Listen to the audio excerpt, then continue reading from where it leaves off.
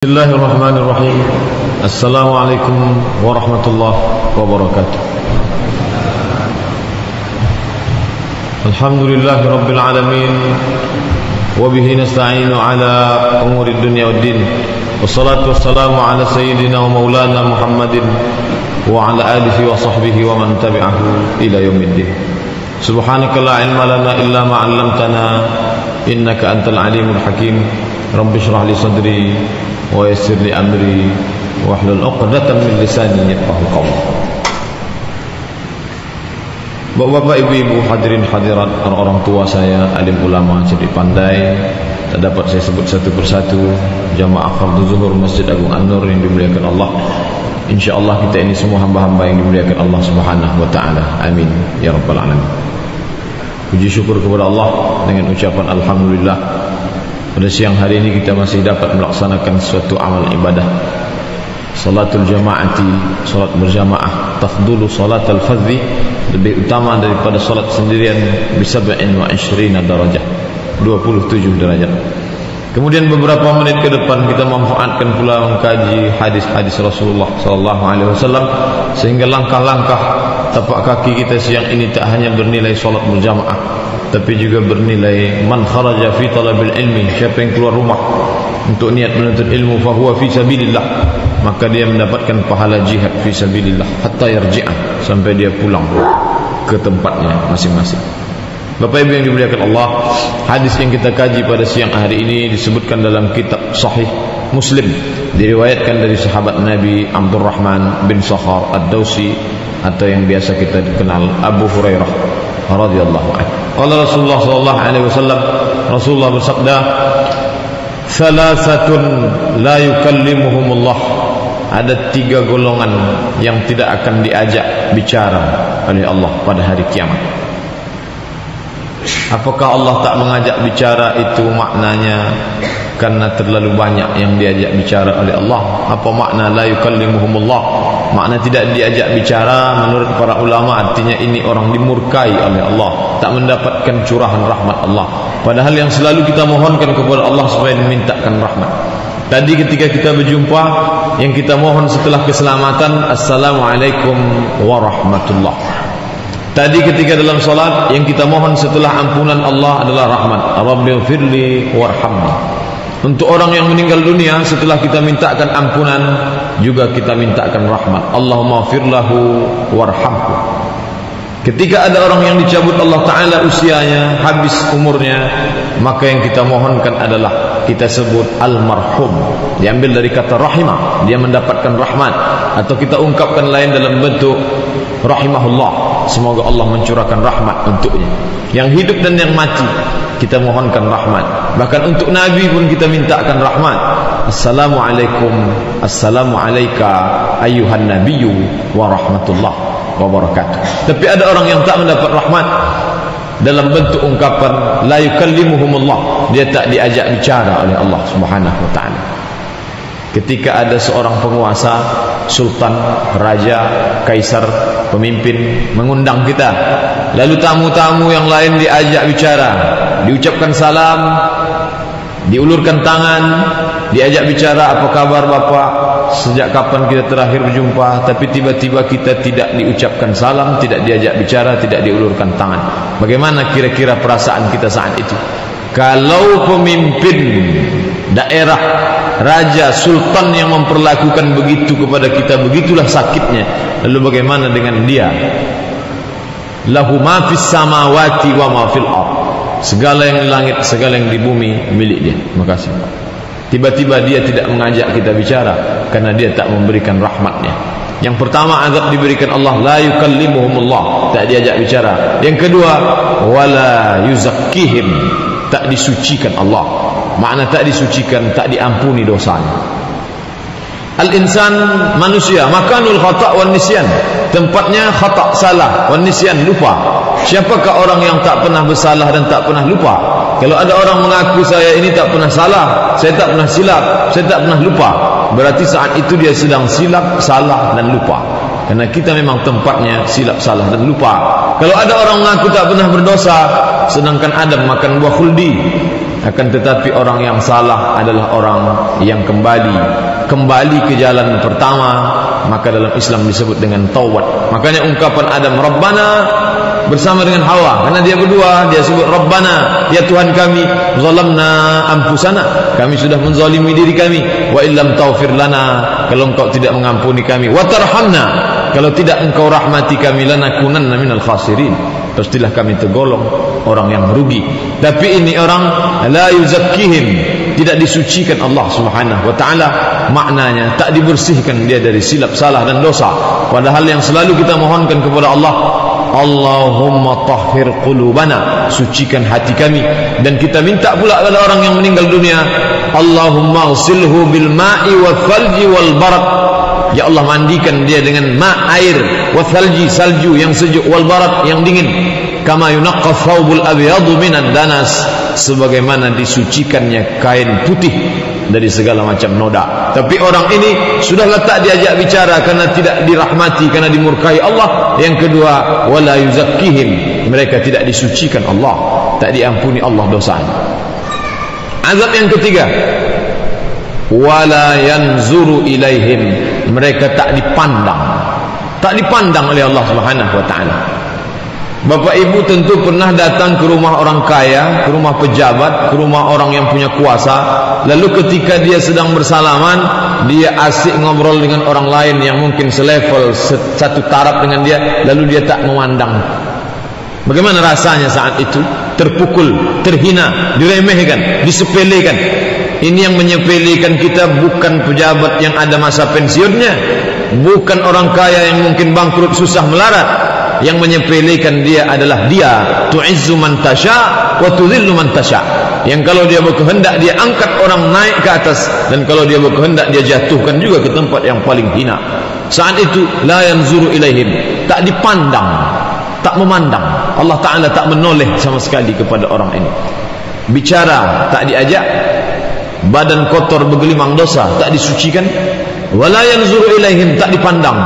Dan yang paling menyakitkan yang keempat, walahum azabun alim, ada azab alim. Kalau sudah azab berarti sakit. Tak ada azab yang tak sakit, tapi diiringi kata azab ini dengan kata alim. Alam sakit, alim amat sangat sakit. Sudahlah teramat sangat sakit diiringkan dengan kata azab, sedangkan disebutkan kata azab sudah terbalang sakit. Azabun alim, azab yang amat sangat menyakitkan. Tak diajak bicara, tidak disucikan, dibiarkan bergelimang dosa, tidak ditoleh, tak dipandang, tak dilihat, dan mendapatkan azab yang amat sangat menyakitkan. Siapa yang mendapatkan empat ini?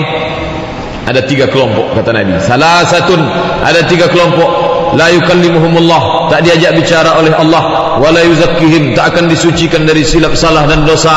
Wala yanzuru ilaihim, tak akan dipandang, ditoleh, dilihat oleh Allah. Walahum azabun alim, dan mereka mendapatkan azab yang amat sangat menyakitkan. Siapa dia?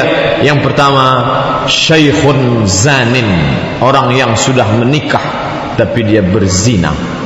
Wahai yang dimuliakan Allah Subhanahu wa taala, mungkin kita terpelihara dari zina, tapi menengok berita, didengar, dilihat audiovisual, pers menyebutkan betapa mudahnya orang berzina saat ini. Ditangkap oleh aparat seseorang yang dalam keadaan mati, dalam keadaan berzina. Seorang ditangkap dengan perempuan tunasusila. Apa maknanya? Makin canggih ilmu pengetahuan teknologi, makin mudah untuk beramal. Dulu kita kemana-mana bawa Quran, sekarang dalam bentuk Quran Word, Quran digital. Dulu orang sulit untuk mengetahui tempat dan waktu pengajian mesti datang, sekarang dengan fasilitas internet. Tapi ingat, jalan ke syurga makin dekat, jalan ke neraka pun makin juga dekat. Zaman sekarang orang dapat berjanji di menit detik yang sama dengan orang lain tanpa mesti bertatap muka, dan dapat pula menempati tempat-tempat yang mudah untuk melakukan perbuatan maksiat. Bapak dan Ibu hadirin hadirat yang dimuliakan Allah, kita tak perlu pergi jauh ke kota-kota besar metropolitan. Di kota kita saja, kalau sudah Sabtu malam Ahad, maka segala tempat-tempat penginapan kelas melati harga 150.000 penuh. Penuhnya hanya dari pukul 8 sampai pukul 12 malam saja. Habis itu tak dihuni lagi. Mengapa tak ditempati 24 jam? karena hanya dipakai untuk melakukan perbuatan zina saja. Apalagi ibu hadirin hadirat yang dimuliakan Allah, di kota-kota besar orang tak lagi terhalang untuk melakukan perbuatan zina. Bapak ibu boleh ingat selama seumur hidup berapa kali ketika ingin menginap petugas hotel menanyakan mana surat nikah. Saya belum pernah lagi ditanya petugas hotel mana surat nikah. Sekali pun belum pernah ada petugas hotel yang menanyakan mana surat nikah. Apa maknanya? Begitulah mudahnya untuk melakukan perbuatan zina. Tidak ada kontrol sama sekali, tak ada pengawasan sama sekali. Andai kita hidup, seringkali kita membanding-bandingkan dengan negeri tetangga dalam masalah ekonomi, sosial, budaya. Maka termasuklah dalam masalah zina pun kita mau tak mau membandingkan juga dengan negara kecil yang sesama sesuku dengan kita, semenanjung Melayu, Malaysia. Kita akan menemukan malam Ahad orang dipersilakan turun dari kendaraan di pintu tol, diperiksa satu-satu mana surat nikah. Ini yang dibawa ini keponakan, anak, mahram, menantu atau orang lain. Siapa yang dibawa? Maka ada polisi bukan menanyakan surat izin, lesen. Dia tidak menanyakan visa. Yang dia tanyakan apa hubungan kita dengan orang. Mengapa begitu? Karena ada jawatan kuasa Islam. Mereka punya hak untuk itu. Siapa yang menelurkan itu? Tentulah para pemimpin yang amanah. Bapak Ibu yang dimuliakan Allah Subhanahu wa taala, dapatkah kita menjaga diri? Ya, kita mungkin dapat, tapi ada orang-orang di sekitar kita, orang-orang yang lemah iman, yang tak dapat mengendalikan diri. Karena manusia ini dibagi Allah taala kepada 3 jenis. Yang pertama, ammaratum bisu. Apapun perbuatannya maunya su saja, ke yang tak baik saja. Awalnya baik, lalu condong kepada yang kiri. Ammaratum bisu. Tapi ada pula yang sudah terjamin dimanapun dia tinggal, siapapun kawannya bergaul, tetap juga dia kepada baik saja. Karena dia sampai kepada ya ayyatuhan nafsul mutmainnah, sudah sampai pada jiwa yang tenang. Kalau ini jelas neraka tempatnya. Kalau yang mutmainnah jelas dia diundang oleh Allah, ya ayyuhan nafsul mutmainnah. Yang mengerikan ini yang abu-abu di tengah, nafsul lawamah. Kalau yang datang SMS pengajian ikut juga dia. Kalau datang SMS pengajian yang ke kiri ikut juga dia. Yang tengah inilah yang paling berbahaya. Inilah yang perlu diselamatkan oleh imam ulil amri. Diselamatkan dengan apa? Diselamatkan dengan aturan. Bahwa Allah itu ada. Abu Jahal, Abu Lahab, Abu Talib, Abu Sufyan pun tahu Allah ada. Bahwa Allah itu la ta'khudhuhu sinatun wala naum. Ya, semua kita tahu. Tapi apakah itu dapat mengontrol diri pada saat sendiri beramai? Maka tak ada jaminan.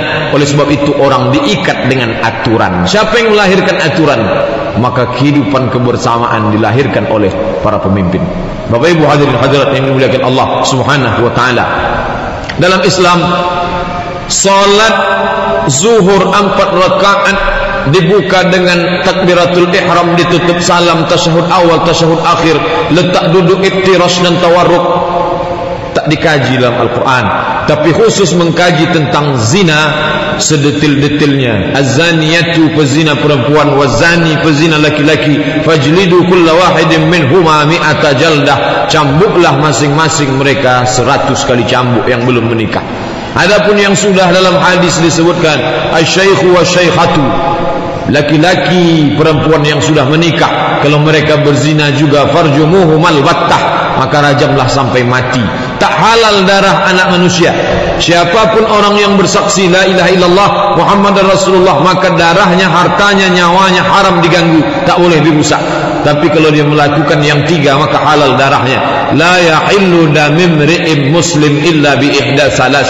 Tak halal darah orang muslim kecuali melakukan 3. Yang pertama, an-nafsu bin nafsi, pembunuh, maka nyawa dibalas juga dengan nyawa. Yang kedua, al-thayyibuz zani, orang yang sudah menikah tapi dia berzina, halal darahnya, dijatuhi hukuman mati, dirajam sampai mati, dan azab di akhirat sudah menanti. Tidak akan diajak bicara, tak akan dipandang ditoleh, dan mendapatkan azab yang pedih dan tak diampuni Allah Subhanahu wa taala. Bapak Ibu hadirin hadirat yang dimuliakan Allah Subhanahu wa taala, Maka mengkaji hadis pada siang hari ini bagi pribadi menguatkan istiqamah dalam hati, karena kita ini berada dalam pukulan ombak, dihempas gelombang yang begitu hebat dan dahsyat, dan kita pula tidak diikat oleh aturan apapun nama aturannya, tak mengikat kita. Kita hidup dalam kehidupan yang sangat liberal, bebas sebebas-bebasnya tanpa ikatan. Kita dapat merasakan itu. Dapatkah kita menyelamatkan diri kita? Insya Allah. Tapi ada orang-orang di sekitar kita yang mungkin tak dapat terselamatkan. Maka umat Islam wajib punya planning ke depan. Insya Allah ini 2013, 2014 umat Islam akan memilih calon pemimpin yang akan mewakili suaranya di parlemen. Kalau tingkat kabupaten, kota, madya, provinsi mungkin akan ada 50 orang yang punya kuasa. Kalau dia katakan akan ada pemeriksaan di hotel-hotel, dapat orang ditangkap dihukum sebat, dia mengatakan 50 ni sepakat mengatakan ya, maka jadi hukum itu. 50 ni mengatakan tidak, maka tidak dapat terwujud itu. Saya hanya dapat menyampaikan lewat khutbah Jumat, saya hanya dapat menyampaikan lewat pengajian subuh, saya hanya dapat menyampaikan lewat pengajian. Tapi yang memilih adalah bapak dan ibu hadirin hadirat yang dimuliakan Allah Subhanahu wa taala. Itulah mengapa dalam ajaran Islam diajarkan idza wusidal amru ila ghairi ahlihi, kalau diletakkanlah amanah itu bukan pada tempatnya, fantaziris sa'ah, tunggulah kehancuran. Mengapa yang disebut kehancuran? Karena akan lahirlah aturan-aturan yang tidak mengikat umat Islam. Termasuk dalam kaji yang kita kaji siang ini adalah mengatur, mengikat orang untuk tak terjerumus kepada perbuatan zina. Apa bisa aturan ini dibuat Pak Ustaz? Kita kan bukan negara Islam, konstitusi kita kan Pancasila, ya. Dalam demokrasi semua aturan bisa dibuat, karena suara terbanyak adalah suara Tuhan. Maka kalau yang banyak mengajak berzina, berarti Tuhannya mengajak berzina. Tapi kalau suara terbanyak menjaga untuk tak berzina, itu pun juga akan ketuk palu menjadi tanda bisa. Oleh sebab itu, dapatkah akan ada Satpol PP Syariah yang menangkap orang di taman-taman, yang akan mengamankan jembatan Kuning, jembatan Siak 3 jam 12 malam? Bisa. Tinggal lagi kemauan. Kalau umat Islam dicerdaskan, diasah otaknya, program akan memilih orang yang bisa mengamanahkan amanah Allah Ta'ala yang disampaikan pada Ustaz Mubaligh, maka umat Islam tak lagi memberikan suaranya hanya dijanjikan karpet masjid berubah. Umat Islam tak lagi mempan dibawakan, nanti kalau saya yang berhasil menang, saya akan ganti kipas anginnya jadi AC. Umat Islam tak peduli lagi pakai AC. Pak, kalau AC kami pun sanggup beli. Yang kami inginkan adalah aturan yang menyelamatkan adik kami, anak kami, supaya tak terjerumus pada perbuatan zina, dengan aturan pemeriksaan dan lain sebagainya. Kalau Satpol PP Syariah bisa dibuat, ini yang Ustaz sebutkan ini mengawang-awang saja, atau ada bentuk real nyatanya? Kabupaten Padang Panjang bisa melahirkan perda Satpol PP Syariah. Orang yang berdagang berjualan pada hari Jumat ketika azan dikumandangkan, menurut fikih batal jual belinya. Tapi kalau tak diikat, orang tak takut karena tak ada implikasi hukumnya. Kalau sekedar masuk surga, masuk neraka, orang sudah tahu. Tapi kalau tidak ada efek hukumnya, maka tak akan mengikat. Oleh sebab itu, Bapak dan Ibu hadirin hadirat yang dimuliakan Allah, yang pertama, yang tak ditegur, tak disapa, tak diampuni, dan diberikan azab yang sangat menyakitkan, syaikhun zanin, perempuan laki-laki yang sudah menikah tapi terjerumus dalam perbuatan dosa.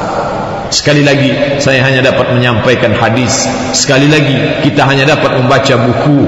Para khatib Jumat menyampaikan setiap pekan. Tapi kalau tak diikat dengan aturan, jangan heran orang akan sangat taat menjadi muslim yang ahli ibadah dalam masjid. Tapi ketika keluar langkah kakinya dari masjid, dia akan menjadi setan. Kalaulah hanya dalam masjid orang menjadi mukmin, maka di total dia menjadi mukmin hanya 10 menit kali 5, 50 menit saja dia menjadi beriman. Kita lengkapkan 10 menit lagi, 50 tambah 10, 60 menit. Hanya 1 jam dia menjadi orang beriman, 23 jam dia berkawan dengan syaitan. Bapak Ibu hadirin hadirat yang dimuliakan Allah Subhanahu wa taala, pendidikan Islami baik diadakan sekolah Islam terpadu, pesantren memadukan sains teknologi dengan agama, dikawal dengan yang baik, tak ada yang salah. Tapi ingat, berapa lama dia mengecap pendidikan itu? Ketika dia keluar dari itu, apa yang mengikat dia? Keimanan yang kuat memang tak salah, tapi ada aturan lain. Kalau cukup hanya sekedar keimanan, mengapa Nabi menerapkan ada hukum, ada pemimpin, ada yang dipimpin, ada yang mengawal, ada yang dikawal? Mengapa Umar bin Khattab menyangkat Ummu Syifa sebagai petugas Hizbah? Dalam pemerintahan Islam ada yang dikenal dengan wilayah Hizbah, petugas keamanan yang mengontrol. Dalam Islam ada yang disebut dengan hukum qisas, ada hukum hudud, ada hukum ta'zir. Hukum hudud disebutkan secara teks dalam Quran, sedangkan kalau tak cukup syarat maka dijatuhi hukuman ta'zir, yaitu hukum yang memberikan efek jera. Bapak Ibu hadirin hadirat yang dimuliakan Allah, mudah-mudahan kita, keluarga, sahabat, handai tolan, lingkungan dapat terjaga dari yang pertama, yaitu syaikhun zanin, orang yang sudah menikah tapi terjerumus dalam perbuatan zina. Yang kedua, siapa orang yang tak ditoleh, dipandang, tak diajak bicara, tak disucikan dan diazab Allah SWT? Yang kedua, malikun kazab, malikun raja, penguasa, sultan, pemimpin, atasan, kazab, pendusta. Kalau orang kecil berdusta, yang akan menerima efeknya hanya dirinya saja, orang-orang yang berada di bawah kuasanya. Kalau kepala keluarga berdusta, maka yang menerima efek dari bohong dustanya itu adalah istrinya, anaknya, menantunya, pembantunya, orang yang berada dalam wilayah kekuasaannya. Tapi kalau sudah malikun, raja, maka semua wilayah kekuasaannya akan mendapatkan, baik itu baik maupun yang tak baik. Ketika yang menjadi pemimpin mereka saat itu adalah Umar bin Abdul Aziz, maka yang mereka dapatkan adalah kebaikannya. Apa kebaikannya? Dari mulai San'a sampai ke Darul Bayda, hilang semua mustahik zakat, semuanya orang-orang yang mampu. Tapi ketika yang berkuasa adalah malikun kazab, raja yang pendusta, maka efeknya dirasakan oleh segenap lapisan masyarakat. Orang tak dapat mengecap pendidikan yang layak, pelayanan kesehatan tinggi biayanya, maka segala sesuatu tak dapat lagi saling tolong menolong. Bapak dan Ibu hadirin hadirat yang dimuliakan Allah, maka dalam Islam itu diajarkan ada kepemimpinan yang diatur dengan aturan yang sangat baku. Sampai-sampai ketika Nabi SAW meninggal, yang pertama mereka urus di Saqifah Bani Sa'idah, berkumpul para sahabat. Ada yang lebih penting dari pemakaman Nabi. Apa dia? Mengangkat pemimpin pengganti Nabi SAW.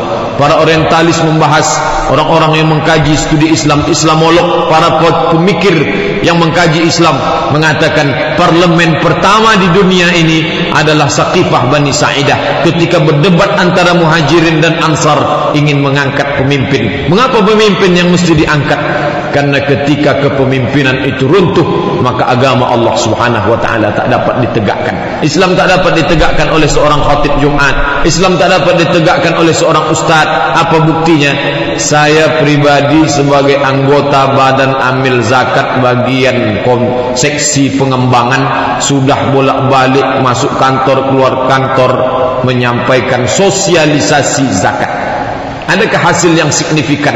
Bukan bercerita tentang putus asa, tapi kalau pemimpin yang langsung potong atas, maka bapak ibu pergi, tak perlu jauh-jauh Kabupaten Kampar, tengok sebelah kiri Masjid Islamic Center Bangkinang, terparkir mobil ambulan mewah gratis. Dari mana itu?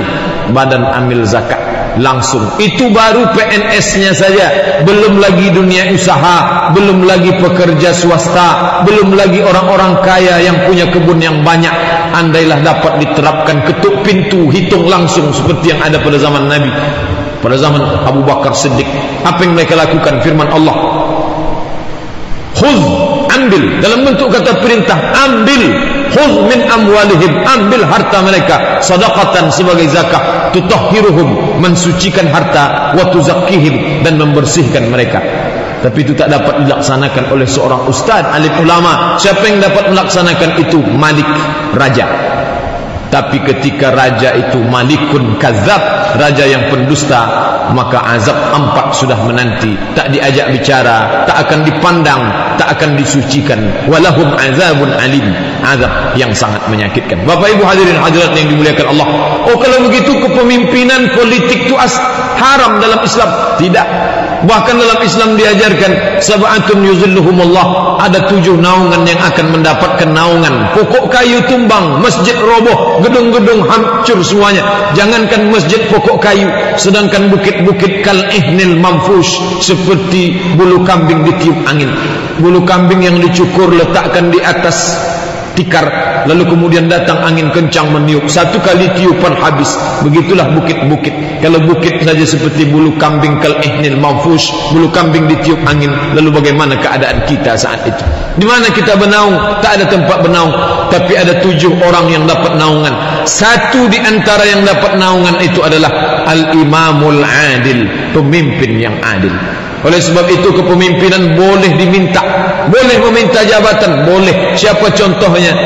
Nabi Yusuf alaihissalam meminta jabatan untuk menjadi bidang sandang pangan masalah ekonomi di negeri Mesir, karena dia punya pengalaman di bidang itu.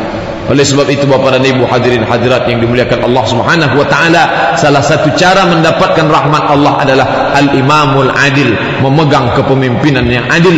Tapi jangan lupa, salah satu yang menyebabkan orang tak disapa, tak ditegur, tak diajak bicara, tak dipandang, bahkan diazab Allah, salah satunya adalah malikun kadzab, raja, penguasa yang pendusta. Bapak Ibu yang dimuliakan Allah, yang terakhir, yang ketiga, siapa ini orang yang mendapatkan 4 azab Allah? Dalam hadis ini hanya 3 saja. Bapak Ibu dapat riwayat lain, maka itu riwayat dalam hadis-hadis lain. Yang kita kaji siang ini hadis riwayat Muslim dari Abu Hurairah radhiyallahu an.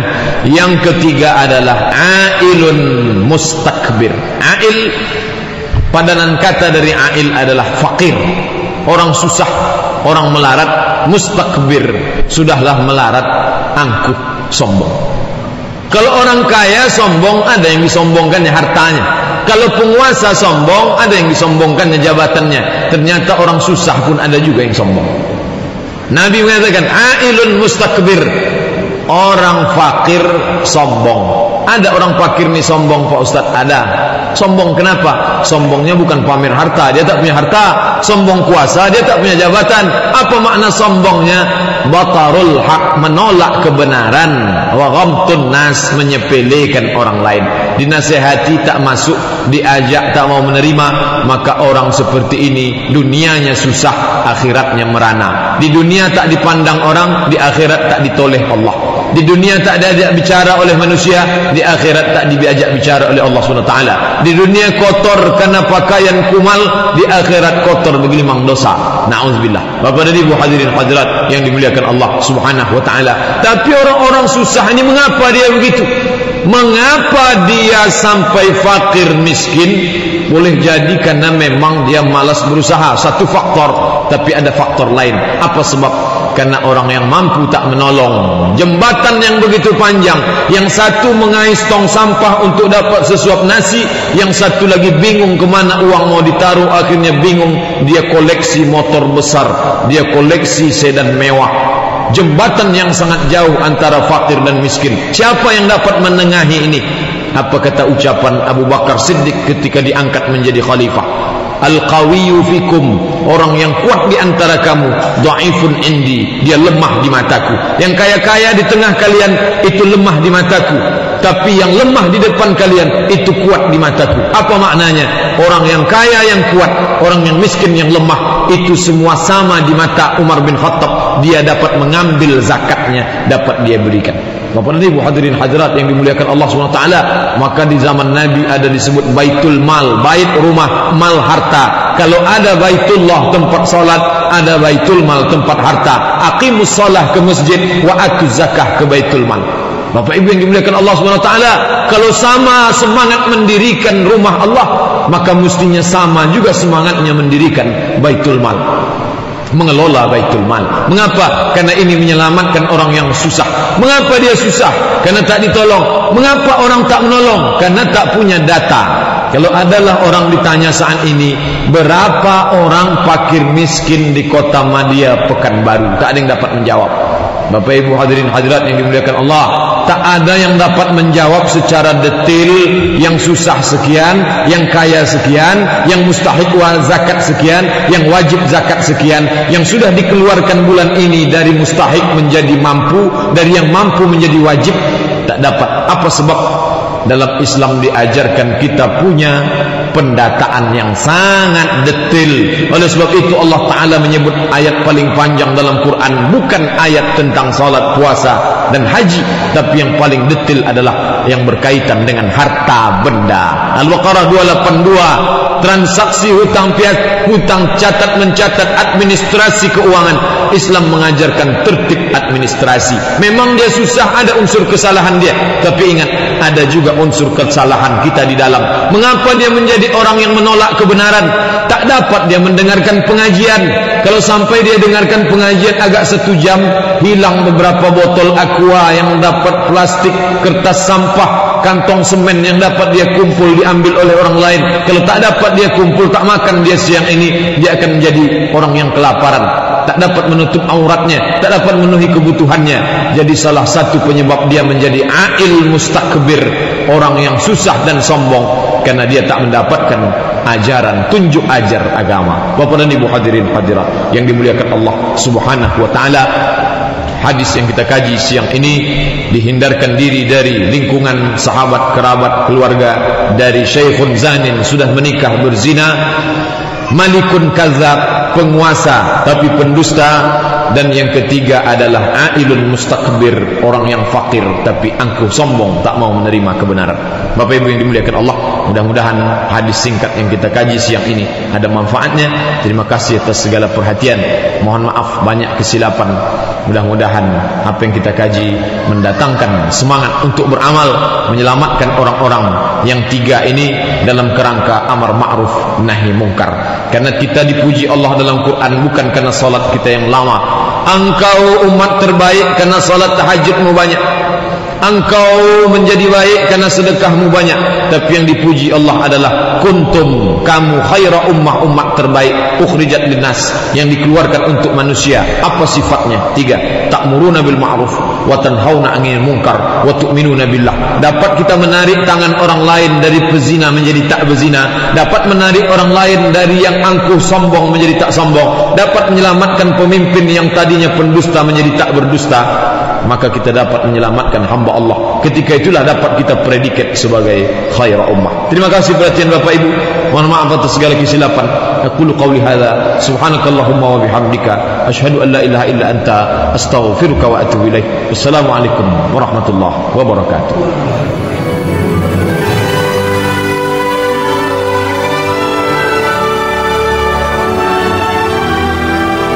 Terima kasih. Anda baru saja mendengarkan kajian hadis bersama Ustadz Abdul Somad LC MA.